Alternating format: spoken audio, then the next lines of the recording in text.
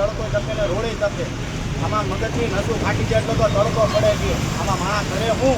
કાલે ચાના ધંધામાં મને એટલી બધી અગવડતા પડી છે કે મારે પાણીનું કુલર હોત ફાટી ગયું છે. લીંબુ શરબત છે, વરિયાળી શરબત છે, ORS પીવાનું રાખો અને બહાર નહીં નીકળવાનું ટાળો. ગુજરાતમાં અત્યારે ગરમીનો પારો વધી રહ્યો છે. સમગ્ર ગુજરાત અત્યારે હોટ ચેમ્બર બની ગયું છે. ગરમીનો પારો 45 ડિગ્રીને પાર પહોંચી ગયો છે.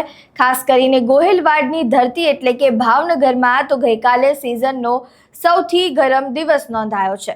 નમસ્કાર, આપ જોઈ રહ્યા છો ચક્રવાત ન્યૂઝ. હું છું આપની સાથે નિધિ.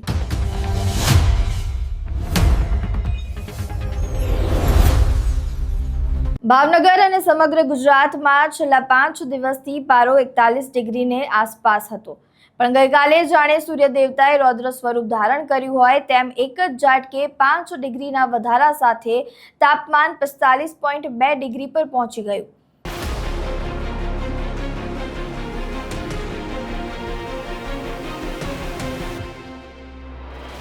માત્ર તાપમાન જ નહીં પણ 20 થી 30 કિલોમીટરની ઝડપે ફૂંકાતા ગરમ પવનોએ લોકોની ચામડી દઝાડી દીધી. બપોરના સમયે રસ્તાઓ પણ જાણે અઘોષિત કર્ફ્યુ જેવો માહોલ જોવા મળી રહ્યો હતો. સાંજે 6 વાગે પણ ગરમ લૂ યથાવત રહેતા જનજીવન પણ પ્રભાવિત થયું હતું.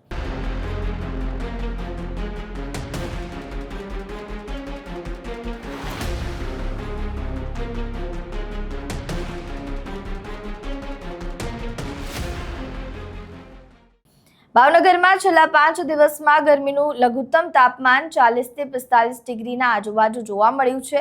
ત્યારે ગઈકાલની જો વાત કરવામાં આવે તો 45.2 ડિગ્રી તાપમાન નોંધાયું હતું. હવામાન વિભાગ મુજબ ભેજનું પ્રમાણ 50% હતું, જેના કારણે બફારો અને અકળામણ પણ બેવડાઈ ગઈ હતી. તમે હું લેવા મોટું થયું ભાઈ? અરે ભાઈ યાર, તડકો તો જોવો કેટલો છે. 45 ને 44 ને 50 ડિગ્રીઓ પડે છે. અમે આખી ઈચ્છા રોડે તપે ને તડકો તપે ને રોડે તપે. આમાં મગજની નસું ફાટી જાય એટલો તો તડકો પડે છે. આમાં માણસ કરે હું. આમાં કેમ માણસ ધંધો કરે, કેમ ઘરની બહાર નીકળે? આમાં ધંધો કરવો કે તડકાનો સામનો કરવો? ગઈકાલે કેટલી ડિગ્રી હતી? કાલની તો વાત જ ન કરો. 45.2 ડિગ્રી હતું કાલે. આજમાં કેવું લાગે તમને? આજમાં તો 11 સાડા 11 થાય છે. બધા અત્યારે 40 ડિગ્રી અત્યારે હાલમાં છે. 45.2 ડિગ્રી ગરમી પડી છે. કાલે મારી હાલત એટલી બધી ખરાબ હતી. હું ચાનો ધંધો કરું છું.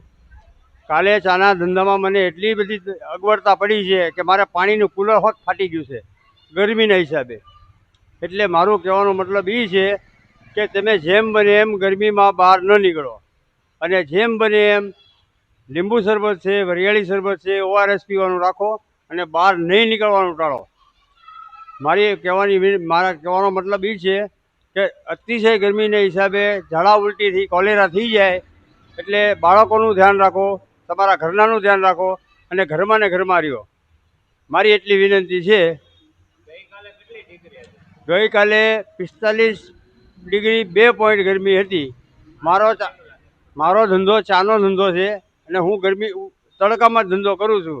અને આજની હજી 11:30 થયા છે તો 40-41 ડિગ્રી થઈ ગઈ છે. આગળ વાત કરીએ તો માત્ર ભાવનગર જ નહીં પરંતુ અમદાવાદ, સુરેન્દ્રનગર, રાજકોટ અને કચ્છમાં પણ ગરમીનો જે પારો છે તે આસમાને છે. હવામાન વિભાગે આગામી દિવસોમાં હીટવેવની આગાહી કરી છે.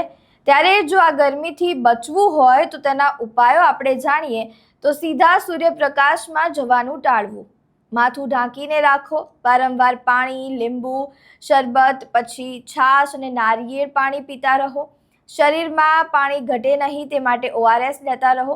બપોરે 12 થી 4 વાગ્યા સુધી બિનજરૂરી બહાર ન નીકળવું. ત્યારે તમારા વિસ્તારમાં અત્યારે ગરમીનો પારો કેટલો છે, કેવી ગરમી પડી રહી છે, તમે ગરમીથી બચવા શું શું કરી રહ્યા છો તે અમને કમેન્ટ બોક્સમાં જરૂરથી જણાવજો. વિડીયો પસંદ આવ્યો હોય તો લાઇક, શેર, કમેન્ટ કરો અને મારી ચેનલને સબસ્ક્રાઇબ કરવાનું ભૂલતા નહીં. નમસ્કાર.